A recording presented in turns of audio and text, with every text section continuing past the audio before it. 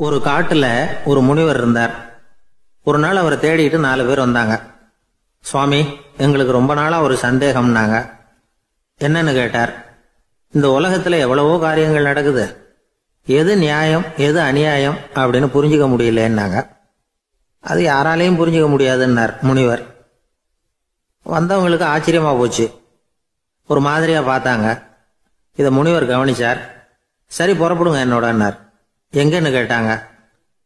இப்போ உங்க 4 பேரையும் ஒரு புஷ்பக விமானத்துல அழைச்சிட்டு போறேன்.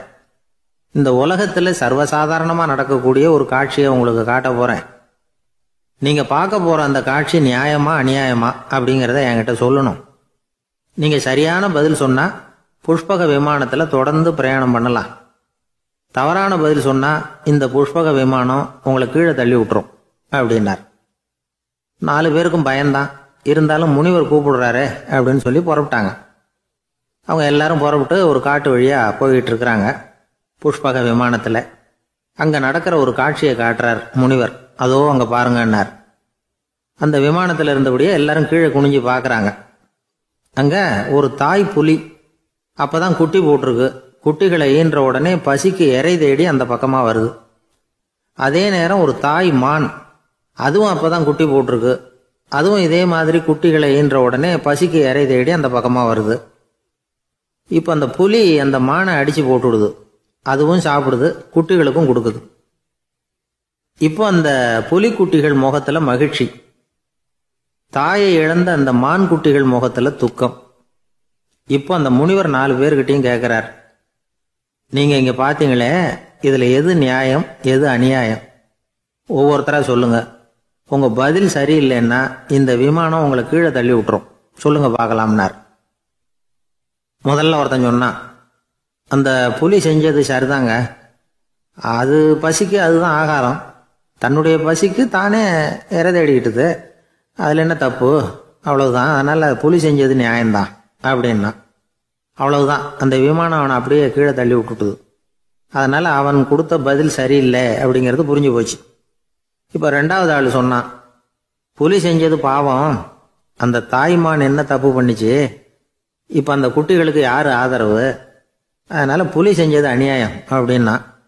அவ்வளவுதான், அவனையும் கீழே தள்ளி விட்டுடுது அந்த விமானம். இந்த பதிலும் சரியில்லை அப்படின்னு ஆயிட்டுது. இப்போ 3வது ஆள் வந்தான். முதல்ல 2 பேர் கீழே விழுந்ததை பார்த்துக்கிட்டு இருந்தான். அதனால அவன் சொன்னான், ரெண்டுமே நியாயம்தாங்க. புலி இறை தேடினதும் இயற்கை, அதுக்கு மான் இறையானதும் இயற்கை. அதனால இதுல ஒன்றும் தப்பு இல்லைன்னா. அவ்வளவுதான், அவனையும் அந்த விமானம் கீழே பிடிச்சி தள்ளி விட்டுது. இப்ப 4வது ஆள் வந்தான். முனிவர் கேட்டார், நீயாவது சொல்லுப்பா, இந்த செயல்ல எது நியாயம்னார். அவன் தெளிவா பதில் சொன்னான். அதாவது என்ன சொன்னான்னா, எனக்கு தெரியல அப்படின்னா. அவனை விமானம் கீழே தள்ளல, சௌரியமா அழைச்சிட்டு போட்டுது. இவனும் பிரயாணம் சௌக்கியமா பண்ணானா. ஆக இதுதான் சரியான பதில்ங்கிறத முனிவர் உணர்த்தினார். இந்த கதையிலிருந்து நாம புரிஞ்சுக்க வேண்டியது என்னன்னா, இந்த உலகத்துல எவ்வளவோ காரியங்கள் நடக்குது. அதெல்லாம் ஏன் அப்படி நடக்குதுங்கிறதுக்கு எப்பேற்பட்ட பண்டிதராலும் பதில் சொல்ல முடியாது. தெரியாததை தெரியாதுன்னு ஒத்துக்கிட்டா வாழ்க்கை பிரயாணம் சுகமா இருக்கும். அதனால தேவையில்லாத விஷயங்களை புரிஞ்சுக்கிறதுக்கு நேரத்தை செலவு பண்ணிட்டு இருக்கக்கூடாது. வாழ்க்கையை குழப்பிக்க கூடாது. வாழ்க்கைக்கு தேவையானது என்னவோ அதை மட்டும் புரிஞ்சுக்கிட்டா போதும். இந்த காலத்து ஆள் ஒருத்தன் ஒரு பெரியவரை தேடி வந்தான். ஐயா, ஒரு சந்தேகம்னா. என்ன உன்னுடைய சந்தேகம்னார். பகுத்தறிவுன்னா என்ன, விதின்னா என்ன அப்படின்னு கேட்டான். இதுக்கு அவரு, இப்போ உன்னுடைய வலது காலை தூக்குன்னார். தூக்கினான். சரி, இப்போ உன்னுடைய வலது காலை கீழே இறக்காம உன்னுடைய இடது காலையும் தூக்குன்னார். தூக்கினான். பொத்துன்னு கீழே விழுந்துட்டான். பெரியவர் சொன்னார், உன்னால ஒரு காலை தூக்க முடிஞ்சுது, அதுதான் பகுத்தறிவு. 2 கால்களையும் ஒரே சமயத்துல தூக்குனா அடிபடும், அப்படிங்கிறது தான் விதி அப்படின்னு விளக்கம் கொடுத்தார். இவன் தன்னுடைய விதியை நொந்துகிட்டே இடுப்பை பிடிச்சிக்கிட்டு அங்கிருந்து நடந்து போயிட்டான். ஒரு ஊர்ல ஒரு ராஜா இருந்தார். அவர் ஒரு பூனை வளர்த்தார். ரொம்ப செல்லமா அவர் அந்த பூனையை வளர்த்தார். அவர் என்ன பண்ணுவார் தெரியுமா? இரவு நேரத்தில் அந்த பூனையோட தலையில ஒரு விளக்க வச்சிருவார். அந்த பூனை ரொம்ப ஜாக்கிரதையா அந்த விளக்கு கீழே விழுந்துடாம பார்த்துக்கும். தலையை ஆட்டாம ரொம்ப நிதானமா ராஜா பின்னாடி நடந்து போய்கிட்டே இருக்கும். அந்த விளக்கு வெளிச்சத்துல எல்லா வேலைகளையும் செஞ்சிருவார். கையில் ஒரு விளக்க தனியாக எடுத்துகிட்டு போக வேண்டிய அவசியமே இல்லை. விளக்க தூக்கிட்டு போகிற வேலையை அந்த பூனை பார்த்துக்கும். அதனால் ராஜாவுக்கு அந்த பூனை மேலே ரொம்ப பிரியம். மந்திரிகளையெல்லாம் கூப்பிட்டு அவங்கக்கிட்ட சொல்லுவார், பார்த்தீங்களா இந்த பூனை எவ்வளவு விசுவாசமாக நடக்குது, என் பேரில் எவ்வளவு மரியாதை பார்த்தீங்களா அதுக்கு அப்படிம்பார். இதை கேட்டுவிட்டு அங்கிருந்த அமைச்சர்களில் ஒருத்தர் சொன்னார், மன்னா நீங்கள் சொல்கிறது சரிதான், இருந்தாலும் இந்த பூனையோட விசுவாசத்தை நாம் கொஞ்சம் சோதித்து பார்க்க வேண்டியிருக்கு அப்படின்னாராம். சரி, உங்கள் ஆசையை ஏன் கெடுக்கணும், நல்லா சோதிச்சு பாருங்க அப்படின்னு சொல்லிவிட்டார் ராஜா. உடனே அந்த அமைச்சர் என்ன பண்ணார் தெரியுமா, எங்கேயோ புறப்பட்டு போனார். ஒரு 5-6 எலிகளை பிடிச்சிட்டு வந்தார். அரண்மனையில் ராஜா ஏதோ வேலை பார்த்துக்கிட்டு இருக்கிறாரு. பக்கத்தில் அந்த பூனை ரொம்ப பணிவாக நின்றுக்கிட்டு இருக்குது. அது தலையில் விளக்கு எரிஞ்சிக்கிட்டு இருக்கு. அமைச்சர் தான் பிடிச்சிட்டு வந்த எலிகளை அந்த பூனை பார்வையில் படுறது மாதிரி எதிரில் விட்டார். அந்த எலிகள்லாம் அங்கேயும் இங்கேயும் ஓட ஆரம்பிச்சுது. அதை பார்த்தது பூனை, அவ்வளவுதான். தலையில் இருக்கிற விளக்கை பற்றியும் கவலைப்படலை, ராஜாவை பற்றியும் கவலைப்படல. ஒரே பாய்ச்சலாக பாஞ்சு எலிகளை துரத்த ஆரம்பிச்சுட்டுது. தலையில் இருந்த விளக்கு எங்கேயோ போய் விழுந்தது, அணைஞ்சு போச்சு. இருட்டில் ராஜா தடுமாற ஆரம்பிச்சுட்டார். இந்த சமயத்தில் அந்த அமைச்சர் மறுபடியும் விளக்கை ஏற்றினார். வெளிச்சம் வந்தது. அதுக்கப்புறம் அந்த அமைச்சர் பேசினார், அரசே, பூனையோட விசுவாசத்தை பார்த்தீங்களா, எலி அது கண்ணில் படுற வரைக்கும் தான் விசுவாசமாக இருந்தது. அது மாதிரி எலியை பார்த்ததும் எல்லாத்தையும் விட்டுட்டு அதை துரத்த ஆரம்பிச்சுட்டு பார்த்தீங்களா. தான் அந்த பூனையை பற்றி நினச்சது தப்புங்கிறது அதுக்கப்புறம் தான் அந்த ராஜாவுக்கு புரிஞ்சுதான். சரி, இப்போ எதுக்கு இந்த கதையெல்லாம் அப்படிங்கிறீங்களா. இந்த பூனை மாதிரி தான் நம்ம மனசும். மனசை எவ்வளவுதான் பயிற்சி கொடுத்து பக்குவமாக வச்சுருந்தாலும் பார்க்கறதுக்கு பரமசாது மாதிரி தான் இருக்கும். பார்க்க வேண்டியதை பார்த்துட்டுதுன்னா பாஞ்சிரும். இந்த பூனை மாதிரி புலன் இன்ப பொருள்கள் கிட்டாத வரைக்கும் மனம் அடங்கி இருக்கிறது மாதிரி தான் தெரியும். கொஞ்சம் வாய்ப்பு கிடைச்சாலும் அது குதிக்க ஆரம்பிச்சிடும், தப்பு பண்ண ஆரம்பிச்சிடும். பெரிய பெரிய முனிவர்கள் வாழ்க்கையில் நடந்த வீழ்ச்சி இதை தான் நிரூபிக்குது. புலன்களின் ஆற்றல் அதிகம், அதனால மனக்கட்டுப்பாடு பயிற்சிகளில் ரொம்ப எச்சரிக்கையாக இருக்கணுங்கிறார் சுவாமி சிவானந்தர். மது பழக்கத்தையே விட்டுவிட்டேன்னு உறுதியாக இருப்பான். கடை கண்ணில் பட்டுவிட்டதுன்னா கால் அவனை கேட்காமலே இழுத்துக்கிட்டு உள்ளே போயிடும். இதுதான் மனசுங்கிறது. அதுதான் அந்த ராஜா வளர்த்த பூனை. நம்மால் ஒருத்தன் அந்த ராஜா பூனை தலையில் விளக்க வச்சது மாதிரி இவன் தன்னுடைய தலையிலேயே ஒரு விளக்கை ஏற்றி வச்சுக்கிட்டு என்னத்தையோ தேட ஆரம்பித்தான். தேடிக்கிட்டு இருக்கிறான்.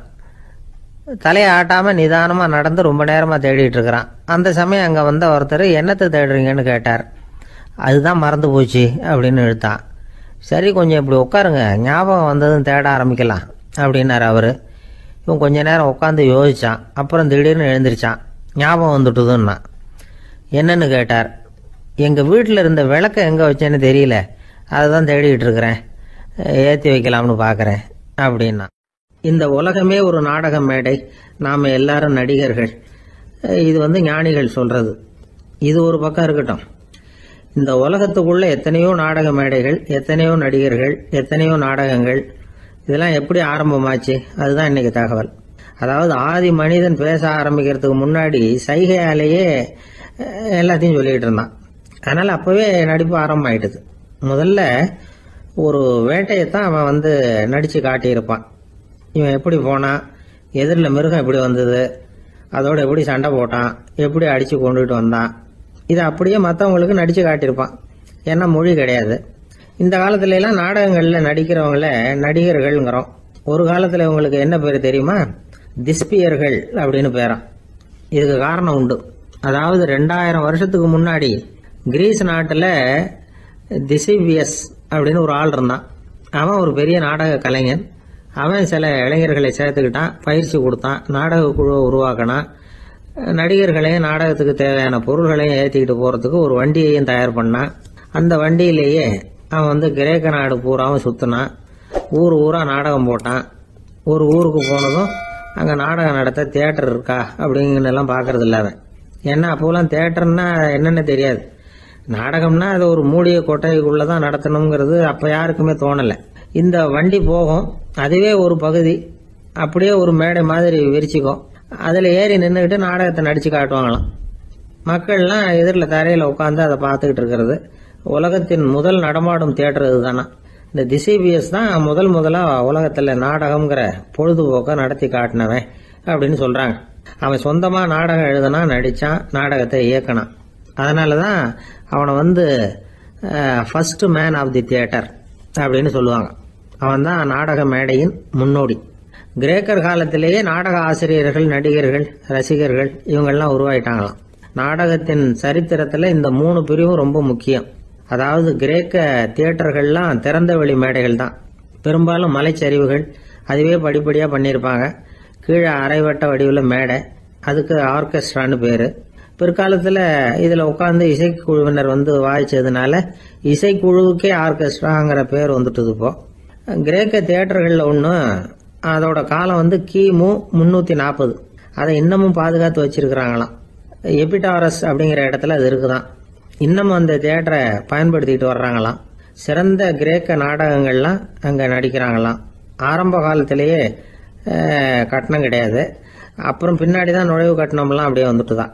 நடிகர்கள் பளபளப்பான ஆடைகள் உடுத்தி இருப்பாங்களாம். இந்த குதிகால் உயர்ந்த காலணிகள் போட்டிருப்பாங்களாம். இதெல்லாம் பழைய குறிப்புகள். பலவிதமான உருவங்கள்ல மாஸ்க் அப்படின்னு சொல்லப்படுற முகமூடி. அதனால ஒரே நடிகர் பல வேடங்கள்ல நடிக்கிறது உண்டான். ஆரம்பத்துல பெண் நடிகர்கள் கிடையாது, எல்லாம் ஆண் நடிகர்கள் தான். ரோமானியர்கள் தான் முதல் நிரந்தர நாடக மேடையை கட்டினவங்க. அதுதான் முதல் தியேட்டர். கிமு 1048 காலகட்டத்தில் பாம்பிங்கிற நகரத்துல அதை கட்டியிருக்கிறாங்களாம். கிரேக்க ரோமானிய தியேட்டர்களின் அடிப்படையிலேயே இந்த இத்தாலிய வடிவ அமைப்பாளர்கள் இந்த குதிரை லாட வடிவில் ஒரு ஆடிட்டோரியத்தை உருவாக்கினாங்களாம். இப்படி அதை பத்தி நிறைய தகவல் இருக்குது. 1576 லண்டன்ல இந்த வின்ஸ்பர்ரி, அப்புறம் இந்த பில்ட்ஸில், அப்புறம் ஜேம்ஸ் இப்படிங்கிற ஒரு முயற்சியால தான் இங்கிலாந்துல முதல் தியேட்டர் உருவாச்சான். அப்படி ஒருத்தர் இருந்தாராம். உலக நாடக மேடையின் வரலாறு இதுதான். அதாவது இப்பெல்லாம் அறிவியல் வளர்ச்சி அதிகமாயிட்டுது. திரைப்படம், தொலைக்காட்சி எல்லாம் வந்தாச்சு. ஒவ்வொரு வீடுமே ஒரு குட்டி தியேட்டர் மாதிரி ஆயிட்டுது. தொலைக்காட்சி முன்னாடி உட்காந்து எழுந்திருக்கவே மனசு வர்றதில்லை. ஒரு அம்மா ஒரு மனோதத்துவ டாக்டரை தேடிட்டு வந்தாங்களாம் இந்த காலத்துல. டாக்டர், எங்க வீட்டுக்காரர் எப்ப பார்த்தாலும் டிவி முன்னாடி உட்காந்துக்கிட்டு அதையே வெறிச்சு பார்த்துக்கிட்டு இருக்கிறார், உத்து பார்த்துக்கிட்டு இருக்கார், எனக்கு சந்தேகமா இருக்குன்னாங்களாம். இது மனக்கோளாறு இல்லைங்க, ஆர்வ கோளாறு, அவ்வளவுதான், இதுக்காக பயப்படாதீங்கன்னாராம் டாக்டர். அப்படி இல்லை டாக்டர், டிவி ஓடும் பொழுது நாம எல்லாம் அதை பாக்குறோம், சரி, ஆனா அவர் அப்படி இல்லை, டிவியை நிறுத்தினதுக்கு அப்புறமும் அதையே உத்து பார்த்துட்டு உட்காந்துருக்கிறார், அதனாலதான் சந்தேகப்பட்டு உங்ககிட்ட வந்தேன் அப்படின்னாங்களாம். இருட்ட கண்டா பயம் உண்டாவதே அது ஏன்? இப்படி ஒரு கேள்வியை ஒரு பெரியவர்கிட்ட கேட்டாங்க. அதுக்கு அவர் பதில் சொல்றார். மனிதனுடைய ஆதிகால வாழ்க்கையில தொற்றிக்கொண்ட பயம் இது வேரூன்றி இருக்குது, இன்னமும் போகல. 50,000 வருஷங்களுக்கு முன்னாடி மனுஷன் குகைகள்ல வாழ்ந்தான். பகல்ல பயம் இருக்காது, ராத்திரியில மிருகங்கள் தாக்கும், கொல்லும், நிம்மதியா தூங்க கூட முடியாது. அதனால இந்த மனுஷனுக்கு இரவுன்னா மரணம், பயம் அப்படின்னு பழகி போச்சு. மனிதர்களுடைய எல்லா மனசையும் சேர்த்து மொத்தமா ஒரு மனசு உண்டு. மனிதர்களுடைய நினைவு இந்த மொத்த மனசுல பதிஞ்சிருக்கு, பரவுது. இந்த மொத்த மனசுல இருட்டு பற்றிய பயம் பதிந்து நீடிக்குது அப்படிங்கிறார் அவர். இந்த காலத்துல இரவை பகலாக்கிறதுக்கு எவ்வளவோ விளக்குகள்லாம் வந்தாச்சு.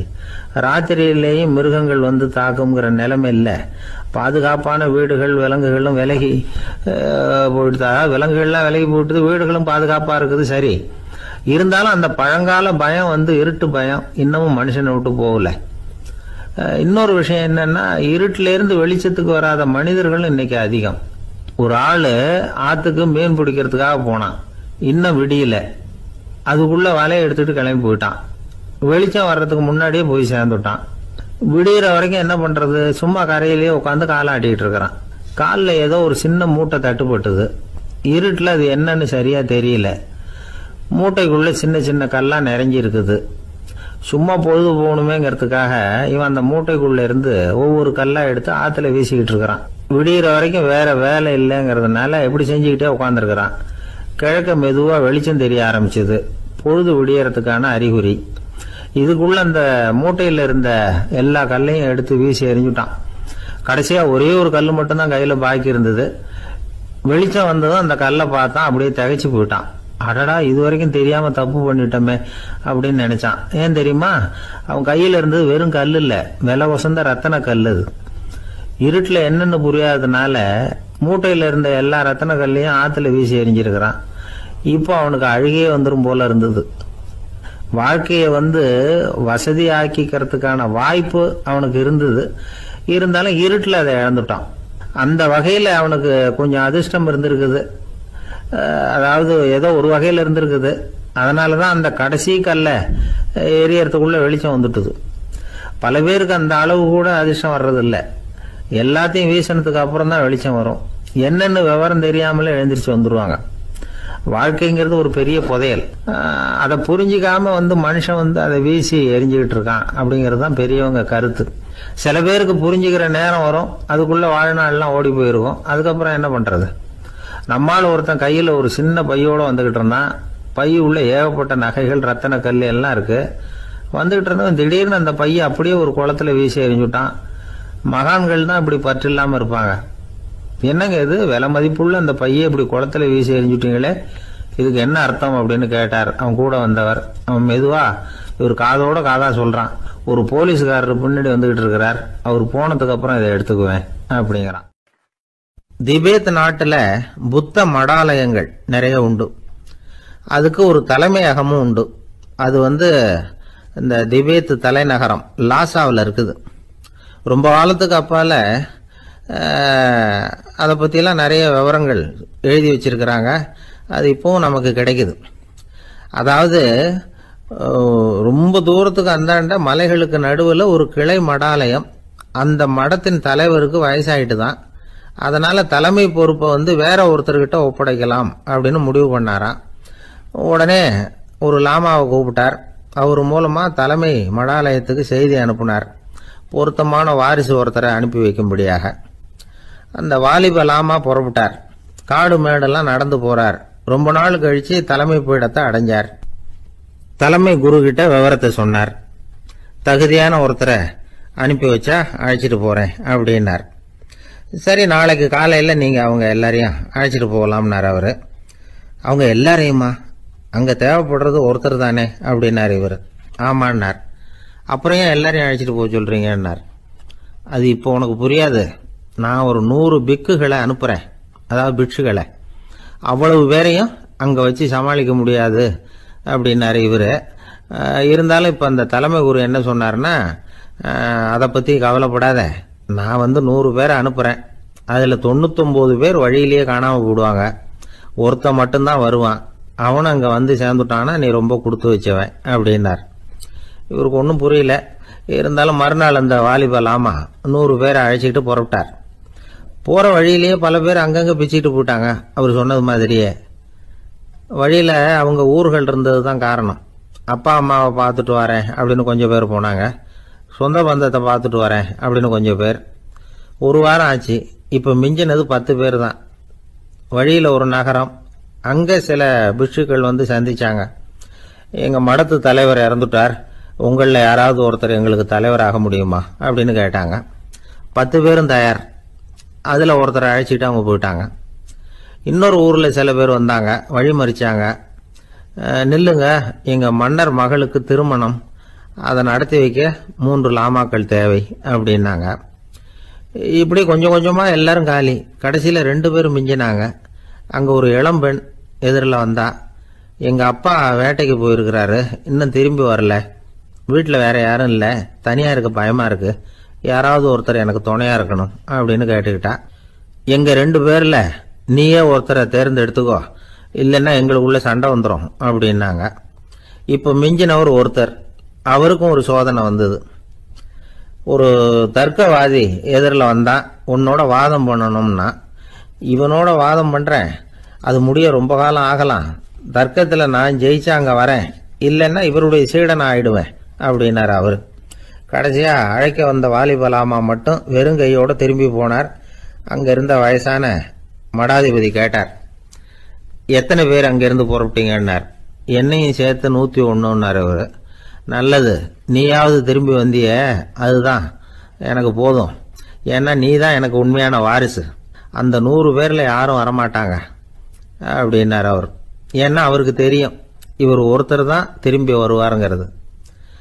திபேத்தில் ஒரு பழங்கால பழமொழி உண்டாம், 100 பேர் செல்லலாம், எப்பொழுதாவது ஒருவன் அபூர்வமாக அடைய வேண்டிய இடத்தை அடைவான். இதுதான் அந்த பழமொழி. ஒரு உன்னதமான இலக்கை அடையணும்னா அது அவ்வளவு சுலபமான காரியம் இல்லை. இந்த காலத்து மடாலயம் ஒன்று, அதுல ஒரு தலைவர், அவருக்கு வயசாயிட்டது, தனக்கு ஒரு வாரிசை நியமிக்கணும் அப்படின்னு ஆசைப்பட்டார். ரொம்ப கஷ்டப்பட்டு ஒருத்தரை பிடிச்சார். தனக்கு வாரிசா நியமிச்சுட்டு அவர் சமாதி ஆயிட்டார். புதுசாக பொறுப்பேற்றுக்கிட்டவர் அப்படியே உட்காந்துருந்தார். அவரை தேடிட்டு பத்திரிகை நிருபர்கள்லாம் வந்தாங்க, கேட்டாங்க. அவர் உங்கள் பொறுப்பில் அவர் பெரியவர் விட்டுட்டு போன இது எவ்வளவு சுமாராக தேரும், எவ்வளவு விட்டுட்டு போனார் அப்படின்னு கேட்டிருக்கிறாங்க. அது என்ன ஒரு 50 லட்சம் இருக்கும் அப்படின்னாராம். அவ்வளவும் பணமா அப்படின்னு கேட்டிருக்காங்க. இல்லைங்க, கடன் அப்படின்னாராம் இவர். இன்பம் துன்பம் இது ரெண்டும் சேர்ந்தது தான் வாழ்க்கை. இது எல்லாரும் சொல்லிகிட்டு இருக்கிற ஒரு உண்மை. அது சரி, இது ரெண்டும் வர்றதுக்கு என்ன காரணம்? துறவி ஒருத்தர் யோசிச்சு பார்த்துருக்கார். இன்ப துன்பம் தோன்றுவதற்கு முக்கியமாக 6 காரணங்கள் உண்டு அப்படிங்கிறார் அவர். அது என்னங்கிறத நாமளும் தெரிஞ்சு வச்சுக்குவோமே. இப்போ முதல் காரணம் சுயநலம். ஒரு தாயார் தன்னுடைய சுயநலம் கருதி தன்னுடைய மகன் இன்பமாக இருக்கணும்னு ஆசைப்படுறாங்க. மகனும் அப்படியே ஆசைப்படுறான். அதனால் தாயாரின் இன்ப துன்பங்களை பார்த்துட்டு மகனும் இன்ப துன்பம் அடையிறான். அந்த அம்மாவுக்கும் அதே நிலைமை தான். ரெண்டாவது காரணம் உறவு. நான் துறவியான பிறகு கூட உறவுங்கிற காரணத்தினால தான் தாயாருடைய சுக துக்கங்களை கண்டு நானும் சுக துக்கம் அடைகிறேன். என் தாயாருடைய நிலைமையும் இதுதான் அப்படிங்கிறார் ஒரு துறவி. மூணாவது காரணம் என்னென்னா அறிமுகம். எனக்கு அறிமுகமான ஒருத்தரை ரயில் நிலையத்தில் சந்திக்கிறேன். அவர் தன்னுடைய பணப்பையை எங்கேயோ தொலைச்சி விட்டு வருத்தப்பட்டுக்கிட்டு இருக்கிறார். நானும் வருத்தப்படுறேன். அந்த சமயத்தில் யாரோ ஒருத்தர் இதுதானே அவங்க பணப்பை அப்படின்னு சொல்லி கொண்டாந்து நீட்டுறார். பணப்பையை தொலைச்சவர் சந்தோஷப்படுறார், நானும் சந்தோஷப்படுறேன். இது அந்த துறவி சொல்கிற அனுபவம். நாலாவது காரணம் என்னென்னா கருணை. எனக்கு முன்னே தெரியாத ஒருத்தனை யாரோ ஒருத்தன் அடித்து காயப்படுத்தி போடுறான். கருணை காரணமாக நான் அதுக்காக துக்கப்படுறேன். அஞ்சாவது காரணம் எதையும் நம்புறது. ஒரு பசுமாட்டை ஒரு முரணை அடிச்சுக்கிட்டு இருக்கிறான் அப்படின்னு ஒருத்தர் நம்மகிட்ட சொல்கிறாருன்னு வைங்க, உடனே நான் துக்கப்படுறேன். இன்னொருத்தர் அந்த முரணனை போலீஸ்காரங்க பிடிச்சிட்டு போயிட்டாங்கன்னு சொல்கிறாரு, நான் உடனே சந்தோஷப்படுறேன். மூணாவதாக ஒருத்தர் முதல் 2 பேரும் சொன்னது பொய்யுங்கிறார். அப்போ நான் இன்ப துன்பம் ரெண்டுமே இல்லாமல் நிம்மதியாக இருக்கிறேன். இது ஒரு விதம். அடுத்தது 6வது காரணம் என்னென்னா தன்மயமாகுதல். ஒரு நாவல் படிச்சுக்கிட்டு இருக்கிறோம், அதில் வர்ற பாத்திரங்களோட நாம் ஒன்றி போயிடுறோம். அதில் வர்ற பாத்திரங்கள் சிரிச்சுதுன்னா நாமளும் சிரிக்கிறோம், அது அழுதுன்னா நாமளும் அழறோம். அதெல்லாம் அந்த துறவி சொல்கிற அனுபவ உண்மைகள். இன்ப துன்பம் இது ரெண்டும் தோன்றுவதற்கு சுயநலம், உறவு, அறிமுகம், கருணை, எதையும் நம்புறது, தன்மயமாகிறது, இது எல்லாம் தான் முக்கிய காரணம் அப்படின்னு அவர் சொல்கிறார். ஆகக்கூடி ஒட்டு மொத்தமாக யோசனை பண்ணி பார்த்தா பிற பொருள்கள் மீது பற்றுதல் காரணமாக தான் நாம் இன்ப துன்பம் அடையிறோம் அப்படிங்கிறத புரிஞ்சிக்க முடியுது. மனுஷன் இன்ப துன்பம் அடையிறதுக்கு 7வது காரணம் கூட ஒன்று உண்டு அப்படின்னு சொல்லிகிட்டே வந்தார் ஒருத்தர்.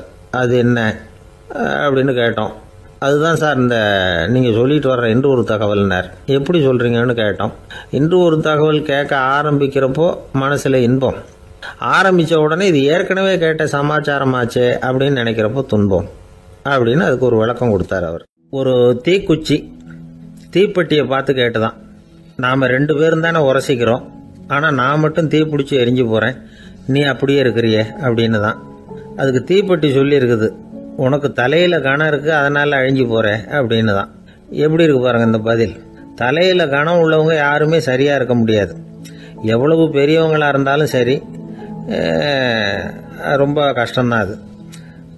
கர்வம்ங்கிறது கூடவே கூடாது. இதை விளக்கறதுக்கு மகான் ஒருத்தர் ஒரு சம்பவத்தை சொல்கிறார். அர்ஜுனன் தீர்த்த யாத்திரை பண்ணானா. அப்போ தென்னிந்தியாவுக்கு வந்திருக்கிறான். ராமேஸ்வரத்துக்கு போனப்போ அங்கே இலங்கைக்கு கல்லுலாம் அடுக்கி போடப்பட்டிருந்த பாலத்தை பார்த்தானா. ஒரு சின்ன குரங்கு அதுக்கு பக்கத்தில் விளையாடிக்கிட்டு இருந்திருக்கு. அதை பார்த்துட்டு அர்ஜுனன் சிரிச்சிருக்கான். ஏன் சிரிக்கிறேன்னு கேட்டிருக்கு அந்த குரங்கு. ராமன் மிகச்சிறந்த வில் வீரன். அப்படி இருக்கிறப்போ அவன் இலங்கைக்கு அம்புகளாலேயே ஒரு பாலம் கட்டியிருக்கலாம். அதை விட்டுட்டு போயும் உன்ன மாதிரி குரங்குகளை துணையாக வச்சுக்கிட்டு இப்படி ஒரு கருங்கல் பாலத்தை கட்டியிருக்கிறானே அப்படின்னு நானா. அம்புகளால் பாலம் கட்ட முடியுமா அப்படின்னு கேட்டுதான் குரங்கு. ஏன் முடியாது, என்னால் முடியுமேன்னு இருக்கான் அர்ஜுனன். அம்பால் பாலம் கட்டலாம், இருந்தாலும் என்ன மாதிரி குரங்குகள் ஏறி நடந்தா அது தாங்குமா? அதனால தான் ராமர் கருங்கல் பாலமே கட்டினார் அப்படின்றது குரங்கு சொல்லிச்சான். அப்படியே சொல்கிற, நான் வேணும்னா இப்போ அம்புகளாலேயே ஒரு பாலத்தை கட்டுறேன், நீ அது மேலே ஏறி நடந்து பார். பாலம் விழுந்துட்டுதுன்னா நான் தீ மூட்டி அதில் குதித்து உயிர் தியாகம் பண்ணி விடுறேன் அப்படின்னு நான் ரொம்ப கோபமாக. உடனே அந்த சின்ன குரங்கு பெரிய உருவம் எடுத்துட்டு தான் கையில் கதையோட அர்ஜுனன் முன்னாடி நிற்கிறான் அனுமன். பார்த்தா, என்னுடைய தலைவர் ராமரையா இழிவா பேசுற, நீ இப்போ பாலம் கட்டு, நான் என்னுடைய பலத்தை காட்டுறேன் அப்படின்னா அனுமன். அர்ஜுனன் தன்னுடைய காண்டிபத்தை எடுக்கிறான், சரமாரியா அம்புகளை விடுறான். அதெல்லாம் ஒன்னோட ஒன்று கோத்துக்கிட்டு அப்படியே பாலம் மாதிரி நிற்கிது. அர்ஜுனன் தலை நிமிர்ந்து நின்னான். அனுமன் உயர கிளம்பி அங்கேருந்து பாலத்தில் பொத்துன்னு இறங்கினான். பாலம் அப்படியே நொறுங்கி போச்சு தூள் தூளா. என்ன அர்ஜுனா, இப்போ என்ன செய்ய போற அப்படின்னா ஏளனமா. அர்ஜுனன் தலையை தொங்க போட்டுக்கிட்டான். சொன்னபடி தீ மூட்டி அதில் குதிக்கிறதுக்காக 3 தடவை சுற்றி வந்தான். அப்போ கிருஷ்ணர் அங்கே வந்தார். என்ன அர்ஜுனா, என்ன நடக்குது, என்ன இது அப்படின்னு ஒன்றும் தெரியாத மாதிரி கேட்டார். அர்ஜுனன் வாயை திறக்கிறதுக்கு முன்னாடி அனுமன் வாயை திறந்தான், நடந்ததை சொன்னான். அர்ஜுனன் சவால் விட்டபடி உயிர் திறந்தே ஆகணும்னா அனுமன். கிருஷ்ணர் யோசனை பண்ணார். நல்லது, இந்த சவால் விட்டதுக்கும் நடந்ததுக்கும் யார் சாட்சி? பெரிய ஒருத்தரை சாட்சியாக வச்சுக்கிட்டல்லவா நீங்கள் இந்த போட்டியை நடத்தியிருக்கணும் அப்படின்னார். அதனால் என்ன, இப்போ மறுபடியும் அந்த போட்டியை நடத்திவிட்டா போச்சு, என்னால் அந்த அம்பு பாலத்தை நொறுக்க முடியாதா அப்படின்னு அனுமன். சரி, இப்போ மறுபடியும் அது நடக்கட்டும்னார் கிருஷ்ணர். அர்ஜுனன் அம்பு பாலம் அமைச்சான். அனுமன் ஏறி குதிச்சான். பாலம் அசைஞ்சு கொடுக்கவே இல்லை, அவ்வளோ உறுதியாக இருக்கு. இப்போ அனுமன் தலையை குனிஞ்சுக்கிட்டான். அர்ஜுனன் நன்றியோட நிமிர்ந்து பார்த்தான். கிருஷ்ணருடைய தோள்கள்லையும் முதுகள்லையும் ரத்தம். என்ன சுவாமி, என்ன நடந்ததுன்னு நான் பதறி போய், உன் அம்பு பாலத்தை நான் தான் முட்டு கொடுத்து தாங்கிட்டு இருந்தேன். அனுமன் குதிச்சப்போ என் மேலே ஏற்பட்ட காயங்கள் இவை. பின்ன உன்னுடைய அம்பு பாலத்தினாலேயா பாலம் நின்னுதுன்னு நினைக்கிற அப்படின்னாராம். முதல்ல அர்ஜுனன், அப்புறம் அனுமன் 2 பேருக்குமே கர்வ பங்கம் ஆயிட்டு தான். அதாவது அவங்க கிட்ட இருந்த கர்வம் போயிட்டுது. யாரா இருந்தாலும் கர்வம் கூடாதுங்கிறத இதுல இருந்து நாம புரிஞ்சுக்கணும்.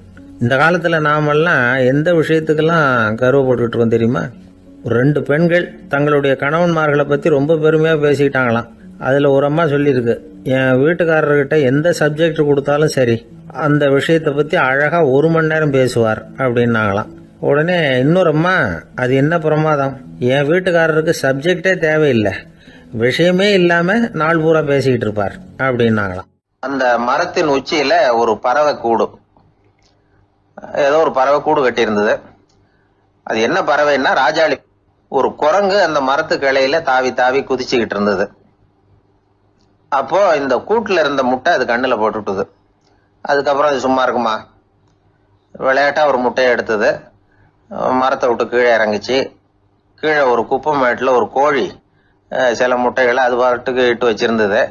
குரங்கு தன் கையில இருந்த ராஜாளி பறவையோட முட்டைய அந்த கோழி முட்டைகளோட சேர்த்து போட்டுட்டு போயிட்டுது.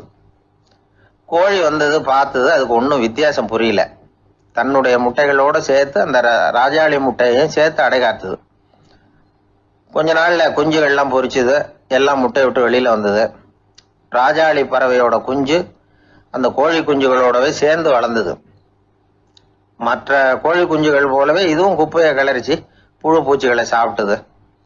காக்கைகள் தாக்கிறதுக்கு வந்ததுன்னா மற்ற கோழி குஞ்சுகள் மாதிரியே இதுவும் பயந்து போய் தாய் கோழியின் சிறகுகளுக்கு உள்ள ஒளிஞ்சுக்கும். இப்படியே கொஞ்ச காலம் போச்சு. குஞ்சுகள்லாம் வளர்ந்து பெருசாயிட்டுது. சிலது சேவல்களாச்சு, சிலது கோழிகளாச்சு. அந்த ஒண்ணு மட்டும் ராஜாளி ஆச்சு. ஆனா ஒரு விஷயம், தான் ஒரு ராஜாளிங்கிறது அந்த பறவைக்கு தெரியாது.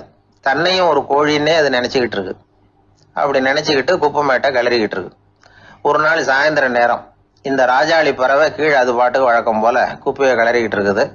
அப்போ அண்ணாந்து பாக்குது. வானத்துல உயரத்துல கூட்டமா ராஜாளி பறவைகள் உல்லாசமா வட்டம் அடிச்சு பறந்துகிட்டு இருக்கு. அதே இது பாக்குது. இதுக்கு மனசுக்குள்ள ஏக்கமா போச்சான். அப்போ இதுக்கு ஆண்டவன் பேர்ல கோபம் வந்துதான். ஆண்டவனுக்கு என் பேர்ல ஏன் இந்த ஓர வஞ்சனை, என்னையும் ஒரு ராஜாளியா படைச்சிருந்தா நானும் கூட இந்நேரம் ஆகாயத்துல உல்லாசமா பறந்துகிட்டு இருப்பேனே அப்படின்னு நினைச்சு வருத்தப்பட்டுதான். இது வேடிக்கையா இருக்குல்ல. ஒரு வகையில பார்த்தா நாம கூட இந்த ராஜாளி பறவை மாதிரி தான் வாழ்ந்துகிட்டு இருக்கோம் அப்படிங்கிறார் ஒரு உளவியல் நிபுணர். நம்மால எவ்வளவு வேலை செய்ய முடியும் அப்படின்னு நாம நினைச்சுக்கிட்டு இருக்கிறோமோ அதை விட பல மடங்கு நம்மால வேலை செய்ய முடியுமா, பல மடங்கு வேகமாவும் வேலை செய்ய முடியும் அப்படிங்கிறார் அவர். நம்முடைய முழுமையான பலம் என்னங்கிறது நமக்கே தெரியறது இல்லை, அதுதான் கஷ்டம். நம்முடைய பலம் தெரியாததுனாலதான் நாம எதுக்கு எடுத்தாலும் பயந்துகிட்டு இருக்கிறோம். ஒரு ஆள் இருந்தான், அவனுக்கு எப்படின்னா கோழியை கண்டா பயப்படுவான். ஏன் கோழியை கண்டா பயம்னா, அவனுக்கு மனசுக்குள்ள தான் ஒரு புழுன்னு நினைப்பு. தன்னை ஒரு புழுவா நினைக்கும் பொழுது, புழுன்னா கோழி வந்து கொத்தும்ல, அதனால கோழியை கண்டு பயப்பட ஆரம்பிச்சிட்டான். இவன் நடுங்கிடுவான். எதிரில் கோழி வந்ததுன்னா உடம்பு பூரா நடுங்க ஆரம்பிச்சிடும். வீட்டில் இருக்கிறவங்க பார்த்தாங்க. இவனை அழைச்சிட்டு போய் ஒரு மனநோய் மருத்துவமனையில சேர்த்துட்டாங்க. அங்க உள்ள டாக்டர் இவருக்கு சிகிச்சையெல்லாம் கொடுத்தார். ஒரு வாரம் இவனை தங்க வச்சு வேண்டிய சிகிச்சையெல்லாம் கொடுத்து மன ரீதியாக அவனை மாற்றி, சரி இனிமே நீ வீட்டுக்கு போகலாம்னு சொல்லி அனுப்பி வச்சார். வீட்டுக்கு புறப்பட்டான். அப்போ சொன்னார், இதை பாருப்பா, நீ வீட்டுக்கு போகலாம், நேராக வீட்டுக்கு போ, நல்லா ஞாபகம் வச்சுக்கோ, இனிமே வந்து நீ ஒரு புழு கிடையாது, மனுஷன், தைரியமாக புறப்படு, போயிட்டு வா அப்படின்னு சொல்லி வழி அனுப்பி வச்சார். சரிங்க டாக்டர்னு சொல்லிவிட்டு இவன் புறப்பட்டு போனான். பாதி வழி போயிருப்பான். லேசா நிமிர்ந்து பார்க்கறான், எதிரில் ஒரு கோழி வந்துகிட்டு இருக்கு. அது பாட்டுக்கு சாதாரணமா நடந்து வந்துகிட்டு இருந்தது. அவ்வளவுதான், இவன் உடம்பு கிடுகிடுன்னு ஆட ஆரம்பிச்சுட்டுது. திரும்பி ஓடி வந்துட்டான். டாக்டர் கேட்டார், ஏன்பா திரும்பி ஓடி வந்துட்டேன்னு. பாதி தூரம் போயிட்டேன் டாக்டர், எதிரில் ஒரு கோழி வந்துகிட்டு இருக்குது, அதான் பயமா இருந்தது, வந்துட்டேன்னா. டாக்டருக்கு ஒரு மாதிரி ஆயிடுது. அவர் சொன்னார், இதை பாருப்பா, நான் தான் சொன்னேனே, நீ ஒரு புழு இல்லை, மனுஷன். இனிமே நீ புழு கிடையாது, நீ ஒரு மனுஷன். நீ ஒரு புழு இல்லைங்கிறது இன்னமும் உனக்கு புரியலையா அப்படின்னாரு டாக்டர். நான் புழு இல்லைங்கிறது எனக்கு தெரிஞ்சுட்டுது டாக்டர், இது அந்த கோழிக்கு தெரியுமான்னு தெரியலையே அப்படின்னா. இவெல்லாம் எந்த காலத்துல மாறுறது? அதனால வாழ்க்கையில வெற்றி பெறணும் அப்படின்னு நினைக்கிறவங்க யாரா இருந்தாலும் தன்னுடைய பலம் என்ன அப்படிங்கிறத முதல்ல புரிஞ்சுக்கணும். தன்னுடைய சக்தியை புரிஞ்சுக்கிட்டவன் வெற்றி பெறுவது நிச்சயம். ஒரு நண்பர்கிட்ட பேசிக்கிட்டு இருந்தேன். அவருடைய உறவினர் ஒருத்தர் ஒரு நேர்முக தேர்வுக்கு போயிருந்தாராம், இன்டர்வியூக்கு. ரொம்பவும் பொறுப்பாகவும் கவனமாகவும் செயல்பட வேண்டிய பதவிக்கான நேர்காணல் அது. இவர் வந்து எழுத்து தேர்வுல ஏராளமான மதிப்பெண்கள் வாங்கிவிட்டார். அதனால அதை பத்தி கவலை இல்லை. இப்ப நேர்முக தேர்வுல தேர்வு பெறணும். ஏராளமான சான்றிதழ்கள் வச்சிருந்தார். நேர்காணல்ல கேட்கப்பட்ட எல்லா கேள்விகளுக்கும் சரியான பதில தான் சொன்னார். இருந்தாலும் பாருங்க, அந்த நேர்முக தேர்வுல அவர் தேர்ந்தெடுக்கப்படலை. என்ன காரணம் அப்படின்னு பின்னாடி விசாரிச்ச போதான் விவரம் தெரிஞ்சுதான். அது என்ன ஆயிருக்குதுன்னா, அந்த நேர்காணலின் போது இவர் வந்து நடந்துகிட்ட முறையில சில தவறுகள் நடந்து போச்சான். முக்கியமா வந்து 2 தவறுகள். ஒண்ணு, அவங்க ஒரு கேள்வியை கேட்டு முடிக்கிறதுக்குள்ளேயே இவர் பதில் சொல்ல ஆரம்பிச்சுட்டாராம். 2வது என்னன்னா, இவர் நாற்காலியில தாராளமா இயல்பா சாஞ்சி உட்காராம நாற்காலி முனையில உட்கார்ந்து இருந்தாராம். இந்த 2 விதமான செயல்பாடுகளும் இவர் வந்து அவசரப்படுறவர், பதற்றப்படுறவர் அப்படிங்கிறதுக்கான அடையாளங்கள். அதாவது கேள்வியை கேட்டு முடிக்கிறதுக்குள்ளேயே முந்திக்கிட்டு பதில் சொல்றது. 2வது, நாற்காலியில இயல்பா தாராளமா உட்காராம நாற்காலி முனையில உட்கார்றது. பார்க்க போற வேலைக்கு அவசரம், பதற்றம் இது 2 இருக்கக்கூடாதான். அதனால மார்க் இருந்தும் சர்டிபிகேட் இருந்தும் அந்த வேலை வாய்ப்பு அவருக்கு கிடைக்கல. வேலை கொடுக்கறவங்க நம்ம கிட்ட இருந்து என்னதான் எதிர்பார்க்கறாங்க, இதை தெரிஞ்சு வச்சுக்கிறது நல்லது. முதல்ல மற்றவர்களுடன் தொடர்பு கொள்ளும் திறமை, அதாவது எபிலிட்டி டு கம்யூனிகேட். நீங்க நினைக்கிறத அழகா தொகுத்து வகைப்படுத்தி சொல்ல தெரியுதான்னு பார்ப்பாங்க. உங்க திட்டங்களை அடுத்தவங்க ஏற்றுக்கொள்ளக்கூடிய விதத்துல வெளிப்படுத்துறதுக்கு உங்களால முடியுதான்னு பார்ப்பாங்க. இதுக்கு என்ன செய்யறது? குழப்பம் இல்லாம சிந்திக்கணும், குழப்பம் இல்லாம பேசணும். 2வது விஷயம் என்னன்னா புத்திசாலித்தனம், அதாவது இன்டெலிஜென்ஸ். ஏத்துக்க போற வேலையை நல்ல விதமா செய்ய முடியுமா உங்களால? அதை எந்தெந்த வழியில செய்யலாம் அப்படிங்கறத உங்களால தீர்மானிக்க முடியுமா? அந்த வேலைக்கான புது புது யோசனைகளை உங்களால சொல்ல முடியுமா அப்படின்னு பார்ப்பாங்க. இது இன்டெலிஜென்ஸ். 3வது தன்னம்பிக்கை, அதாவது செல்ஃப் கான்பிடன்ஸ். உங்களுக்கு அது உண்டா அப்படிங்கறத கவனிப்பாங்க. எந்த சூழ்நிலையையும் சமாளிக்கணும், எப்படிப்பட்ட மனிதர்களையும் சமாளிக்கிற தைரியம் வேணும், அடுத்தவங்களை நமக்கு சாதகமா திருப்பக்கூடிய தன்னம்பிக்கை வேணும். 4வது பொறுப்புகளை முன்வந்து ஏற்றுக்கொள்ளுதல், வில்லிங்னஸ் டு அக்செப்ட் ரெஸ்பான்சிபிலிட்டி. பொறுப்புகள்ல இருந்து நழுவி போக ஆசைப்படாம செஞ்சு முடிக்கணும். 5வது முன் வருதல், இனிஷியேட்டிவ். வேலையோட முக்கியத்துவம் உணர்ந்து அதை ஏத்துக்கிட்டு தகுந்த நடவடிக்கைகளை தயங்காம எடுக்கிறதுக்கு முன் வரணும். 6வது என்னன்னு கேட்டீங்கன்னா தலைமைத்துவம், லீடர்ஷிப். 4 பேருக்கு தலைமை தாங்கி நல்ல விதத்துல நடந்துக்க தெரியுதா. 7வது கற்பனை திறன், இமேஜினேஷன். சில பிரச்சனைகள் வரக்கூடும் அப்படின்னு முன்கூட்டியே யூகிச்சு அதுக்கு தகுந்த மாதிரி நடவடிக்கை எடுக்கிற திறமை உண்டா அப்படிங்கறத பார்ப்பாங்க. 8வது என்னன்னா வளைந்து கொடுத்தல், பிளெக்சிபிலிட்டி. சூழ்நிலைக்கு தகுந்த மாதிரி, மாற்றங்களுக்கு தகுந்த மாதிரி அனுசரிச்சு நடந்துக்கிறதுக்கு தெரியுதா அவங்களுக்கு அப்படிங்கறத கவனிப்பாங்க. அடுத்தது திறமைகளை வெளிக்கொணரும் திறமை, இன்டர்பர்சனல் ஸ்கில்ஸ். அடுத்தவங்க கிட்ட இருக்கிற திறமையை கண்டுபிடிச்சு அதை நல்ல விதத்துல ஊக்கப்படுத்தி பயன்படுத்த தெரியுதா அப்படின்னு பார்ப்பாங்க. 6வது சுய அறிவு, செல்ஃப் நாலேஜ். அடுத்தவங்க நம்மளை பத்தி என்ன நினைக்கிறாங்க அப்படிங்கறத நம்மளால புரிஞ்சுக்க முடியுதாங்கிறது முக்கியம். அடுத்தது போட்டி மனப்பான்மை, காம்படிட்டிவ்னஸ். அடுத்தவங்களை ஒப்பிட்டு பார்த்து அதை விட ஒருபடி மேல வரணுங்கிற குணம் வேணும். இதுக்கு அடுத்தது என்னன்னா குறிக்கோளை வெல்லுதல், கோல் அச்சீவ்மெண்ட். குறிக்கோளை சவாலா எடுத்துக்கிட்டு அதை அடையணும். அப்புறம் வேறுபட்ட திறமைகள், ஒகேஷனல் ஸ்கில்ஸ். பதவிக்கு வேண்டிய திறமைகள் தவிர மற்ற திறமைகள் எதுவும் உண்டாங்கிறது முக்கியம். நமக்கு வேலை கொடுக்கணும்னு நினைக்கிறவங்க நம்ம கிட்ட இருந்து இவ்வளவும் எதிர்பார்ப்பாங்க. அதுக்கு தகுந்த மாதிரி நம்மளை நாமே தயார்படுத்திக்கணும். எனக்கு வேண்டப்பட்ட ஒருத்தர் ஒரு இன்டர்வியூக்கு போயிட்டு வந்தார், நேர்காணலுக்கு. எப்படி இருந்தது இன்டர்வியூன்னு விசாரிச்சேன். நான் போனேன். அவர் கேட்ட எல்லா கேள்விக்கும் அவர் எதிர்பார்த்தது மாதிரி எல்லா பதிலையும் சொன்னேன். கடைசியா நான் எதிர்பார்க்காத ஒரு தகவலை அவர் சொன்னார் அப்படின்னார். என்னன்னு கேட்டேன். அவரும் என்ன மாதிரியே இன்டர்வியூக்கு வந்தவர் தானா, சும்மா என்ன கேள்வி கேட்டுக்கிட்டு உட்காந்துருந்தாராம் அப்படின்னார். அதனால ஒரு நேர்காணலுக்கு போறதுக்கு முன்னாடி என்ன எதிர்பார்க்கறாங்க அப்படிங்கறத தெரிஞ்சுக்கிட்டு போனா வெற்றி நிச்சயம். என்னை தேடி ஒருத்தர் வந்தார். எனக்கு ரொம்ப நாளா ஒரு சந்தேகம், அதுக்கு உங்களை கேட்டு விளக்கம் பெறணும்னு வந்திருக்கிறேன்னார். என்ன உங்க சந்தேகம்னு கேட்டேன். யாரு என்ன பார்த்தாலும் உடனே முகத்தை திருப்பிட்டு போடுறாங்க சார், அதுக்கு என்ன காரணம்னு எனக்கு தெரியல, அதுதான் உங்களை கேட்டு தெரிஞ்சுக்கலாம்னு வந்திருக்கிறேன்னார். உங்களுக்கே தெரியலன்னா எனக்கு எப்படி தெரியும்னு, இருந்தாலும் உங்களுக்கு அனுபவம் இருக்குமேன்னார். அது சரி, உங்ககிட்ட பிரியமா பேசுற நண்பர்களே கிடையாதா அப்படின்னு கேட்டேன். அப்படி யாருமே இல்லைங்க அப்படின்னார். அப்படின்னா உங்ககிட்ட தான் ஏதோ குறை இருக்கு, உங்க பழக்க வழக்கத்தை கொஞ்சம் மாத்திக்கிட்டா எல்லாம் சரியா போடும் அப்படின்னா. என்ன செய்ய சொல்றீங்கன்னார். உங்களுக்கு நிறைய நண்பர்கள் தேவைன்னு. கிடைக்க மாட்டேங்கிறாங்களேன்னார். அதுக்கு சில வழிகள் இருக்குன்னு. அப்படியானார்.